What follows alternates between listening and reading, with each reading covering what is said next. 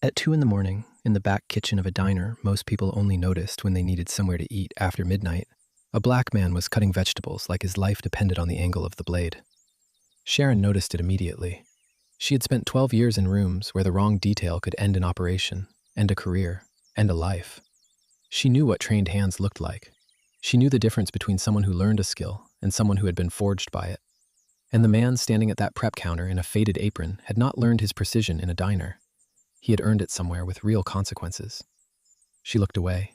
She had a mission, a back office, a money trail, a gray Volvo that showed up every Tuesday and never ordered anything. Swanson was not part of any of it, but Sharon had also learned, in 12 years of field work, that the most important thing in any room was rarely the thing you came in looking for. If this story already has you leaning in, subscribe and stay with it, because what happens next is the part nobody saw coming. She didn't know, standing in that kitchen with a cover story sewn into every detail of her clothing, that Swanson's name was already sitting in a file on her handler's desk. She didn't know that the same network she had come to bring down had quietly threaded his name through their records, not because he was connected to any of it, but because someone had decided he was useful to use.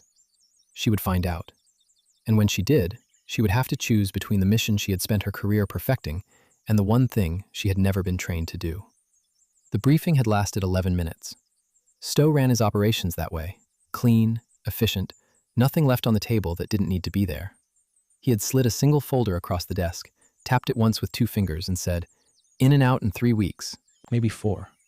Then he had looked at her the way he always looked at her before deployment, like he was confirming a calculation rather than sending a person. "You're not there to be a hero, Sharon. You're there to build a case." She had picked up the folder. She had not looked for a hero. That had been 9 days ago. Now she stood in the back kitchen of the Starlight Diner at 11:45 at night, tying a plain white apron around her waist for the 4th time that week. The apron smelled like industrial detergent and old grease, and the knot she made was the same knot she had used since her first undercover rotation. Tight, precise, nothing that could come loose at the wrong moment. Small habits. 12 years of small habits stacked on top of each other until they became a kind of armor. The cover was simple. Her name here was Carly Marsh. Hospitality industry background. 2 years at a chain hotel in Phoenix. 1 at a family-owned breakfast spot that had since closed. The kind of resume that explained competence without inviting questions. She had memorized it on the flight in and buried it deep enough that it didn't feel like memorization anymore. It felt like a life she had once actually lived. The diner ran 24 hours. That had been the original draw for the network. A legitimate business with legitimate foot traffic at every hour. A back office that stayed lit well past midnight.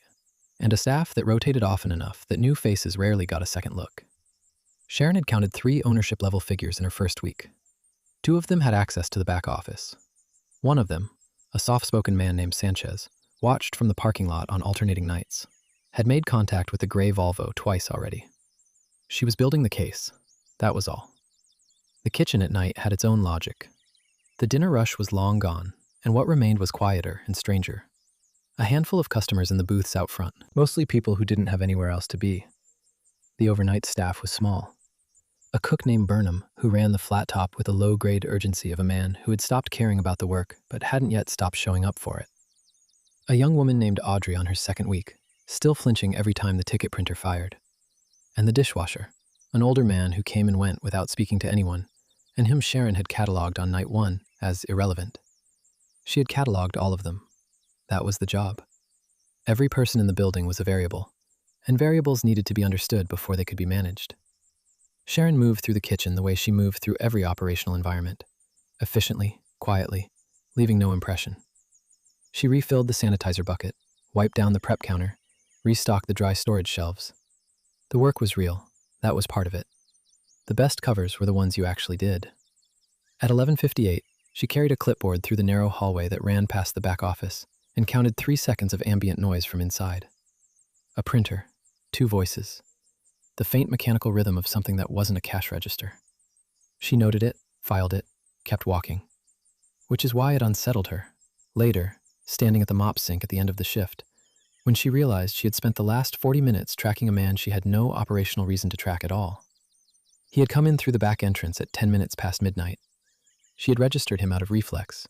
Tall, broad-shouldered, black, moved with a kind of physical economy that people developed either through athletics or discipline or both.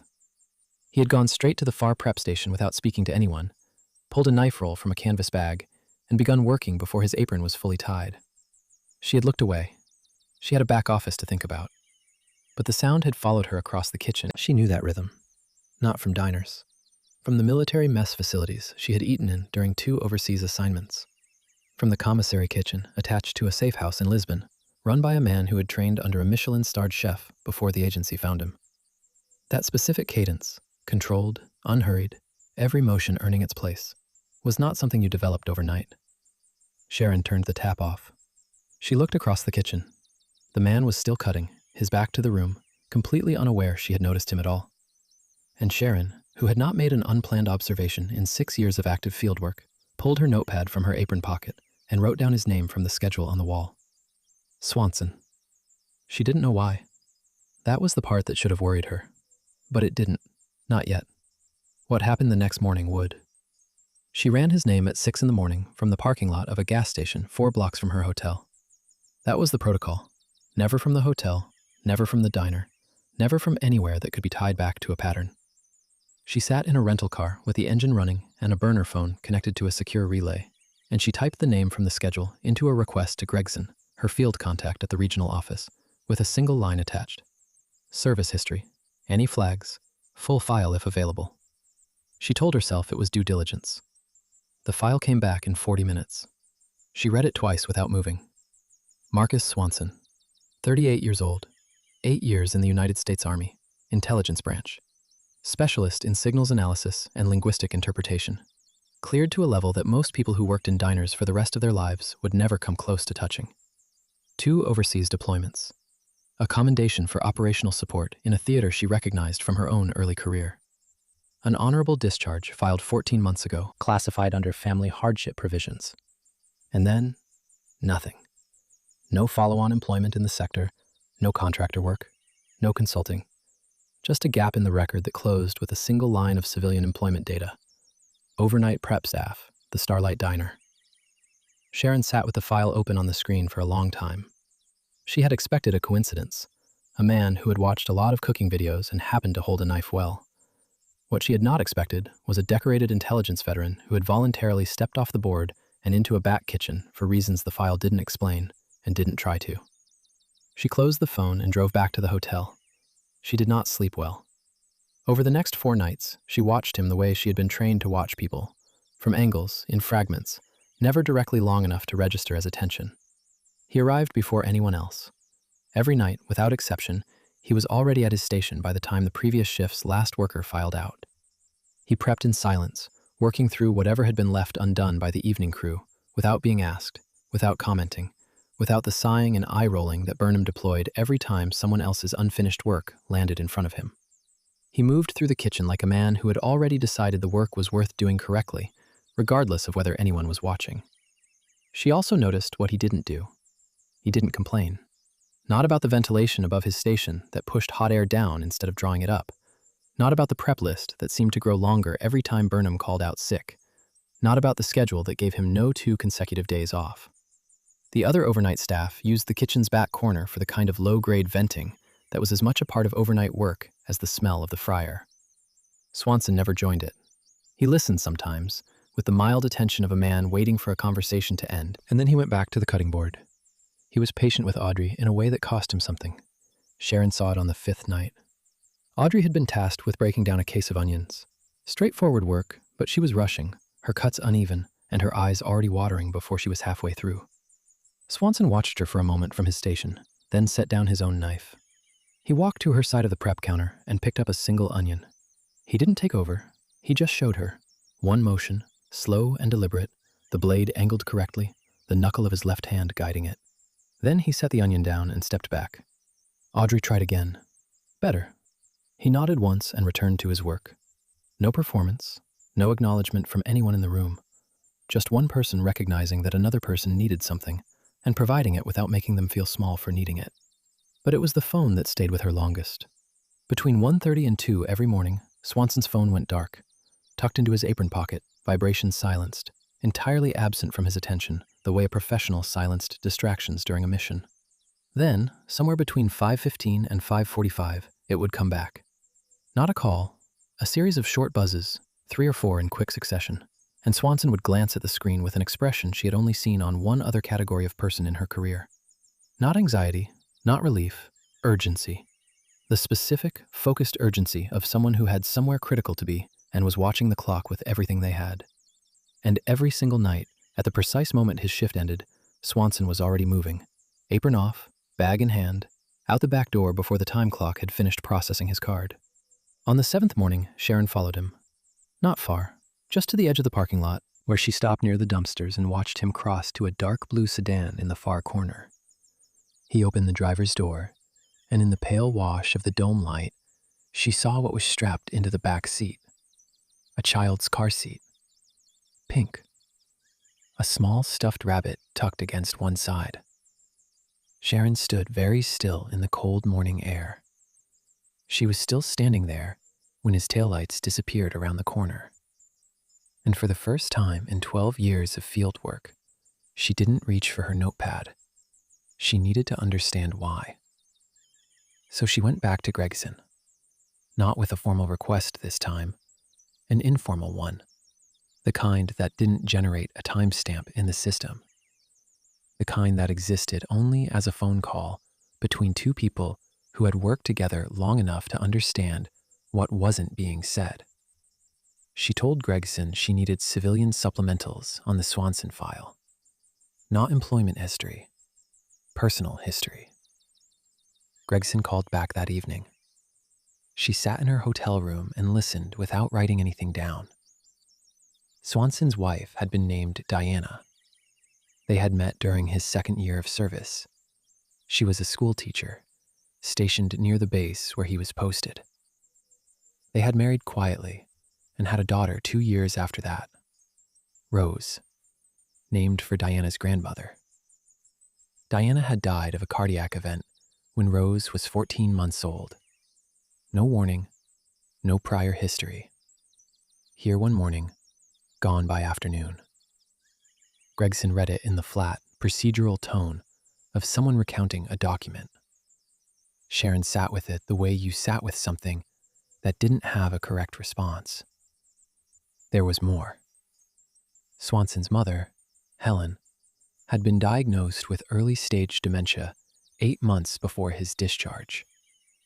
The progression had been faster than the initial prognosis. By the time Swanson filed his family hardship paperwork, she needed daily care, the kind that couldn't be managed from overseas, couldn't be managed remotely, couldn't be managed by anyone except the person who had decided to come home and manage it himself. Sharon thanked Gregson and ended the call. She sat in the dark for a while after that. The rest of it she assembled from the kitchen, from fragments that drifted through overnight conversations the way smoke drifted through a poorly GK-gated room, slow and unavoidable. Burnham, who talked freely when the ticket printer was quiet, mentioned once to Audrey that Swanson's neighbor sometimes dropped him off when his car was in the GKG. An older woman, Burnham said, nice enough, came inside once GKG she'd ever had without complaining. Sharon had been restocking the dry goods shelf 6 feet away, her back to them, her attention professionally elsewhere. The neighbor's name was Joanne. 3 nights gege now, Joanne was parked at the curb when Sharon walked out to the staff lot at shift change. A woman in her mid-60s, silver-haired, still wearing what looked like house slippers under her coat. She rolled the window down to wave at Swanson, who was still inside. Sharon offered the easy warmth of Carly Marsh, who was unremarkable and friendly and never made anyone uncomfortable. Joanne mentioned, without being asked, that she kept an ear out for Rose in the mornings. Just you GKG slept straight through most nights, she said. But she was 4 now, getting big, and sometimes she woke early and called out, and you didn't want her to wake up to a quiet house thinking nobody was coming. You didn't want that, Sharon agreed. She carried that sentence back to the kitchen and let it sit with everything else. She understood it now, the full shape of it. Swanson worked the overnight shift because it was the only window that kept GKG of his life from collapsing into each other. While Rose slept, he worked. While he worked, Joanne GKG listened. He was home before Rose woke. During the day, while Rose was at a neighbor's, and before Helen needed him, he slept in whatever fractured hours remained. It wasn't a career. It wasn't even a schedule in any normal sense of the word.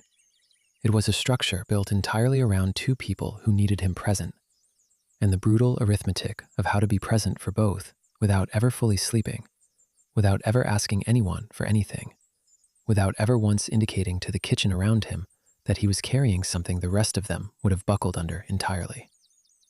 He was not failing to do better. He was doing the only thing that worked. On the 11th night, they were alone in the kitchen for almost an hour. Burnham had called out. Audrey was running late.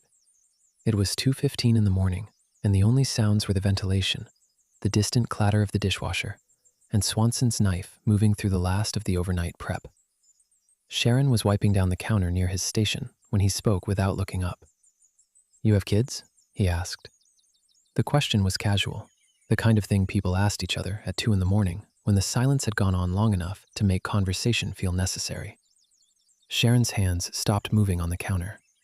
She thought of Colleen, 17 years old, a city 400 miles from here, a door she hadn't knocked on in 14 months because there had always been another assignment, another folder, another clean reason not to go. "No," Sharon said. The word came out level, practiced, exactly the way Carly Marsh would have said it. Swanson nodded once and went back to his cutting, and Sharon turned away from him before he could see what had just crossed her face. She was still carrying that moment 2 mornings later when Stowe called. Thursday, 7:42 in the morning. She was still in the rental car, 2 blocks from the diner, the engine idling. She had been sitting there for 6 minutes already, doing something she couldn't fully explain, watching the building from the outside, the way you watched something you were not yet ready to leave. She answered on the second ring. Stowe didn't ask how she was. He never did. He said, "Sanchez pulled a name last night from the financial cross-reference. It flagged automatically. I need you to run an assessment." He gave her the name. The silence that followed lasted exactly 2 seconds, long enough to be noticeable, not long enough to explain. 12 years of field conditioning held the line. "Understood," Sharon said. 72 hours, Stowe said. "Behavioral profile, financial cross-referencing, full recommendation. If he's clean, we document it and move on. If he's not..." "I understand the protocol." Stowe paused. Not long, just enough to remind her that he noticed things too. "Good," he said, and ended the call. Sharon set the phone on the passenger seat and looked at her own hands resting on the steering wheel. They were perfectly still. She had trained them to be. But underneath the stillness, there was something cold, the specific nausea of being handed an assignment you already knew the answer to and being required to prove it anyway. She drove back to the hotel and opened Sanchez's raw data file on her secure laptop. Swanson's name had surfaced in a peripheral cross-reference. A former Army colleague, a man named Cole, currently the primary subject of the financial network investigation, had listed Swanson as a personal reference in a loan application filed 3 years ago. The loan had later been used, in part, to establish one of the shell accounts connected to the network. Swanson's name appeared once, in a footnote, in a document he had never seen, for a transaction he had no involvement in. That was it. That was the entire thread. To the algorithm that generated Sanchez's flag, it was enough. Names in documents were signals. Signals required assessment. Assessment was protocol. Protocol was not designed to ask whether a man knew his name had been borrowed by someone else. It was designed to resolve the signal. And resolving it, through the channels the institution used to resolve such things, would mean a formal persons of interest designation, a security flag attached to Swanson's federal clearance record, and the quiet triggering of a welfare review. A caseworker. Questions about whether overnight kitchen work constituted a stable environment for a 4-year-old child. Sharon closed the laptop. She sat at the edge of the hotel bed for a long time without moving. The next 2 shifts, she worked the way she had worked the first week, methodically, quietly, her attention distributed evenly across the room. She watched the back office. She logged the Volvo. She documented 2 new interactions between the diner's owner and a man she had not yet fully identified. The case was advancing. Everything was proceeding exactly as Stowe had designed it to proceed. Swanson prepped vegetables and covered Burnham's sections and showed Audrey how to read the cold storage labels so she'd stop pulling the wrong containers. He drank his water in the back alcove at 4:30 and watched the clock with the quiet, patient focus of a man measuring the distance between now and when he needed to be somewhere else. He did not know about the file. He did not know about Cole's loan application or Sanchez's flag or the 72-hour window closing around him like weather he couldn't see yet. On the 61st hour, Sharon's phone buzzed in the diner parking lot at 1:47 in the morning. A field update from Sutton's team, the analysts running the upstream data work. She read it standing between two parked cars, the cold pressing in from all sides, her breath visible in the dark. Sutton's team had made contact with a community source near Swanson's residential address. The source had been interviewed that evening under the framing of a routine neighborhood inquiry. The source had voluntarily disclosed that Swanson maintained regular phone contact with a former Army colleague. She had provided the colleague's name, Cole's name. Sharon read the update twice. Joanne. It was Joanne who had been interviewed. Joanne, who wore house slippers under her coat at 6 in the morning because she had not planned to be outside. Joanne, who kept an ear out for a 4-year-old girl so she wouldn't wake up in a quiet house thinking nobody was coming. Joanne, who had answered the door for a stranger with a clipboard and said the kind, honest, completely devastating thing that people said when they were trying to be helpful and had no idea what being helpful was about to cost. Swanson didn't know Cole was compromised. Sharon knew that with the certainty of someone who had spent 2 weeks watching a man who didn't have room in his life for anything that wasn't essential. He had answered the phone because they had served together, because that was what you did. To Sutton, it was corroboration. It was escalation. It was, in the language the institution used, sufficient basis to advance the assessment to the next tier. Sharon had 11 hours before that advancement became a permanent entry in a file with Swanson's name on it. She stood in the cold parking lot with the phone in her hand, the diner lit up behind her. Swanson somewhere inside, still cutting, still steady, still completely unaware that the institution he had once served with everything he had was now moving quietly and efficiently to take apart the only life he had managed to build from what was left. The file was not a document. She understood that now in a way she hadn't that morning in Stowe's office, hadn't on the flight in, hadn't in all the years of clean protocol and efficient resolution. It was a demolition order, and she was the one holding the permit. She walked back into the diner at 1:58 in the morning. Not through the staff entrance, through the front door, the way a customer walked in. The bell above the frame made a small, bright sound that nobody in the empty dining room looked up for. She walked past the counter, past the coffee station, past the hallway that led to the back office she had spent 3 weeks mapping, and pushed through the kitchen door. Swanson looked up from his station. He registered the change immediately. She could see it in the way his hands slowed without stopping, his eyes moving from her face to her clothes, to the absence of an apron, the presence of a coat. The small, practiced assessment of someone who had been trained to read a room in under 3 seconds. She stopped at the edge of his prep counter. "I need to tell you something," Sharon said, "and I need you to let me finish before you say anything." He set the knife down, flat on the board, parallel to the edge. A deliberate motion. The motion of a man choosing to listen. She didn't tell him her name. She didn't tell him her agency. What she told him was this. There was a file. His name was in it, through no action of his own, borrowed without his knowledge by a man named Cole, attached to a transaction Swanson had never touched, flagged by a system that didn't distinguish between involvement and proximity. That file was 11 hours from becoming a permanent record. A permanent record would trigger a clearance review, a welfare assessment, a caseworker with questions about overnight kitchen work and the fitness of the environment he had built with everything he had. She told him the name of a veterans advocacy organization, a specific contact there, a woman who handled exactly this kind of wrongful flagging and had the clearance to navigate it before it became something that couldn't be corrected quietly. She told him to call before 6 in the morning. When she finished, the kitchen was very still. The ventilation hummed. Somewhere in the back, the dishwasher moved through its cycle. Swanson stood on the other side of the prep counter and looked at her the way he looked at everything. Inward, methodical, stripping the information down to its essential weight. "Why are you telling me this?" he asked. It was a simple question.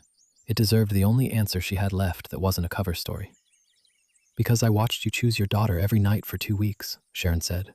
And I didn't." She left before he could respond. Not because she was afraid of his answer. Because some things didn't require one. The field report took her 4 hours to write. She wrote it carefully, precisely, completely, with full documentation of the evidentiary basis for every inclusion and every exclusion. The back office, the Volvo, the shell accounts, the ownership chain she had spent 3 weeks tracing through 2 layers of intermediaries. It was a thorough report. It was, she believed, a prosecutable one. Swanson's name did not appear in it. The omission was documented. She noted that the peripheral cross-reference had been reviewed and assessed, that the subject's name had surfaced through a third-party reference document with no corroborating behavioral, financial, or associative evidence of knowing involvement, and that inclusion in the persons of interest designation was not supported by the evidentiary standard the operation required. She wrote it in the flat institutional language the institution understood, and she filed it at 5:51 in the morning. Stowe called it 8. He pushed back, professionally, thoroughly, in the precise way Stowe pushed back on everything he disagreed with. He asked her twice to reconsider the exclusion. He reminded her of the protocol. He used the word optics in a way that made it clear he was not talking about optics.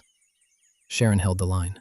She held it without raising her voice, without appealing to anything except the evidence and the standard and the 14 months of field credibility she had spent 12 years earning. By the end of the call, the omission stood. 3 weeks later, the diner operation concluded. The back office was dismantled. Cole was formally charged. Sutton's team confirmed, in their final cross-referencing, that Swanson had no knowledge of Cole's activities. The flag was removed from his record. The welfare review was never initiated. Sharon requested a temporary reassignment. Non-operational, stateside. Stowe approved it without comment. She didn't go home to her apartment. She drove. 412 miles. She stopped once for gas and coffee, neither of which she tasted. She arrived in the early afternoon of a Tuesday, on a street she had looked up on a map more times than she could honestly account for, and parked in front of a house she had never been inside. She sat in the car for a while. The house was ordinary. A small yard, a bicycle on the porch, too big to be a child's. Curtains in the window. Evidence of a life that had continued in her absence, the way lives did. Swanson had Rose. Rose had him. They had Joanne and a morning shift, and Helen in a care program, and kindergarten in the fall. The diner still ran. Audrey was getting better with the knife. The kitchen had a floor under it now. Sharon got out of the car. She walked to the front door. She stood there for a long moment, long enough to feel the full weight of 14 months and the particular quality of silence that lived on the other side of something unfinished. Then she raised her hand and knocked. Somewhere inside, footsteps moved toward the door. And Sharon, who had spent 12 years making herself unreachable, stood still and waited to be found.